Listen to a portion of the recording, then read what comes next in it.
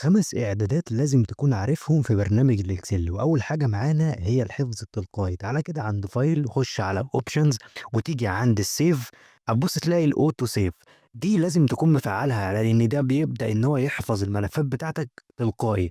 الحاجة التانية إن أنت تقدر تحدد المدة أو الوقت اللي يحفظ فيها الملف، وليكن مثلًا أنا عاملها هنا 10 دقايق، تقدر تخلّيها 5 دقايق، تقدر تخلّيها دقيقة، اللي أنت عايزه ما فيش أي مشكلة. أنا هاخلّيها 5 دقايق.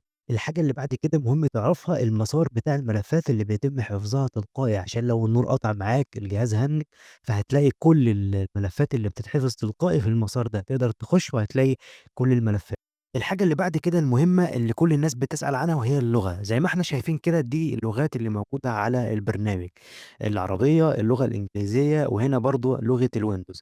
طب إيه الفرق بينهم؟ دي طبعًا لغة في البرنامج أنت بتنزّلها، ودي برضه بتنزّلها، لكن دي لو أنت اخترتها بيبدأ إن هو يخلّي لك لغة البرنامج مربوطة بلغة الويندوز، يعني لو الويندوز عندك عربي، البرنامج يبقى عربي، لو إنجليزي يبدأ إن هو يرجع إنجليزي. لو حبيت بقى تخلّي مثلًا اللغة العربية اللي تخلّي البرنامج باللغة العربية، فأنت هتخلّيه في الخانة الأولى. لو حبيت البرنامج تخلّيه إنجليزي، تبدأ إن أنت تخلّي الإنجليزي ده يطلع رقم 1، تعمل move up بالشكل ده تخلّيه رقم 1. طب إزاي بقى إن أنت تضيف أي لغة أنت عايزها؟ تعالَ كده عند add language من هنا كده، تقدر تختار اللغة اللي أنت عايزها، وبعد كده تعمل install، هتبدأ تنزل معاك في الخانة دي. الحاجة اللي بعد كده لو جيت عند general من هنا كده، تقدر تتحكم في الfont الافتراضي بتاع الإكسل. يعني أنا ممكن أول ما الإكسل يفتح تخلّيه يبقى على الfont مثلًا 10، على الfont 11، 12، اللي أنت عايزه. ده أول ما البرنامج يفتح يبدأ يكتب معاك بالحجم ده. الحاجة اللي بعد كده إنك أنت تقدر تغيّر لون برنامج الإكسل، لو نزلت تحت شوية كده هتلاقي الاختيار ده، لو ضغطت تقدر تخلّيه مثلًا الوضع اللي هو الداكن أو الوضع المظلم،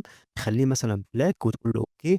أوكي، هيبدأ يتغيّر معاك باللون اللي إحنا شايفينه ده، اللون الوضع الداكن.